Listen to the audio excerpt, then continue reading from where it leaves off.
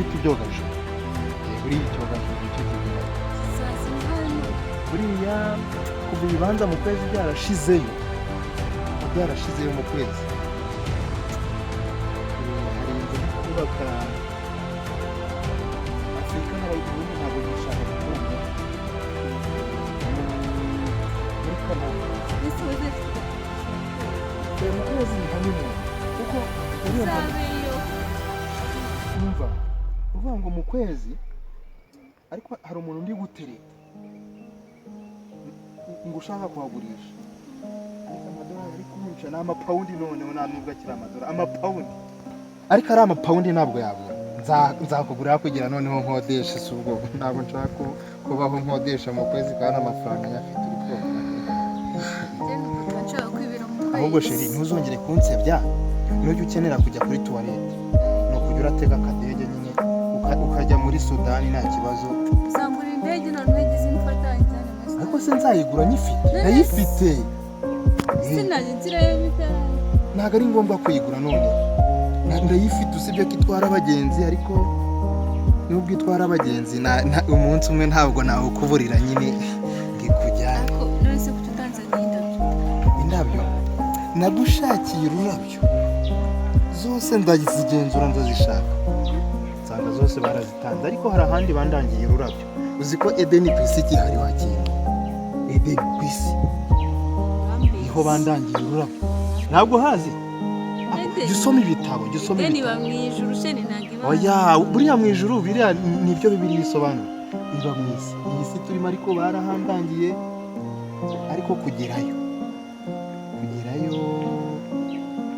ni amapawundi sinzi impamvu wanangiye nari iyo nkuru nahise mubwira ngo hari umukobwa nteta murumuna wa Bikira Mariya ubona ko adasamye kuri jyewe nashatse umukobwa ejo bundi nibwo umuzungu yaderese nshaka ubwiza bwe ndabura ngo ni ubwawe ariko zishiri imisatsi uyikoresha mu Rwanda oya ntabwo bakundana nanjye ngo wongere gukorera mu masaro yo mu Rwanda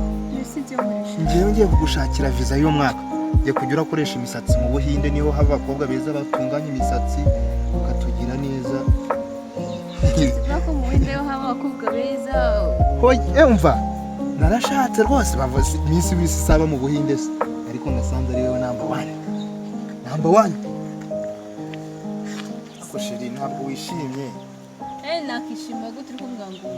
mu Buhinde niho haba abakobwa beza reka noneho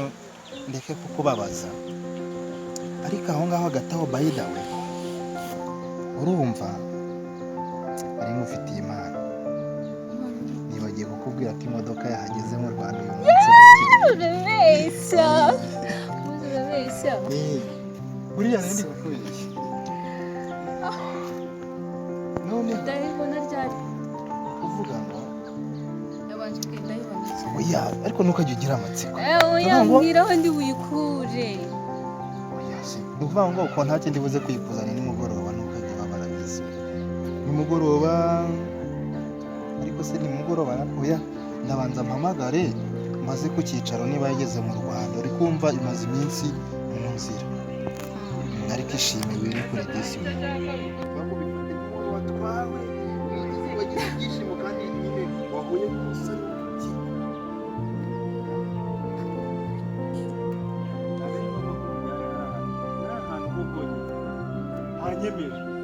hanyemeje wigeze ubona ahantu hari igihende nk'igiti cyiza ni indabo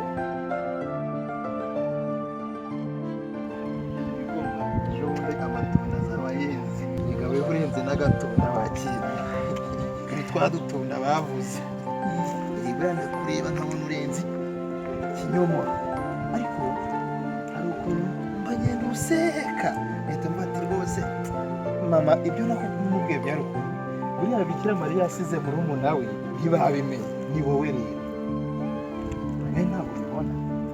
mama wawe wakubyaye umunsi w'ubukwe bwawe nzamuha modoka noneho igera mu mazi ikaba ubwato yagera mu kirere ikabigenda bakabona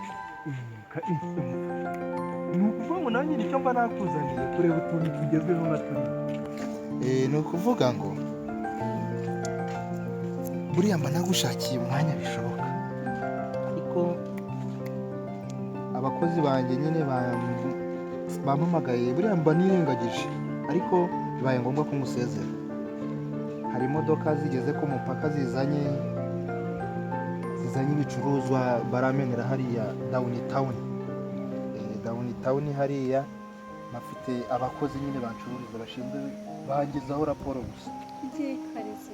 Ni ukuvuga ngo ni byiza ko nagusezera nkajya kureba abo bakozi, tuzasubira. Ariko ejo bundi niba ngombwa ngarutse za ndabyo nzaba nazibonye. wese tukajyana Ni ukuri tujyane, tujyane ihangane sibyo? Uri kumva ni akantu nahishe mama wanjye ko nzamukwereka mbimutunguye. Nagutegereje rero, ntabwo mba nshaka, mbese nayo ni surprise.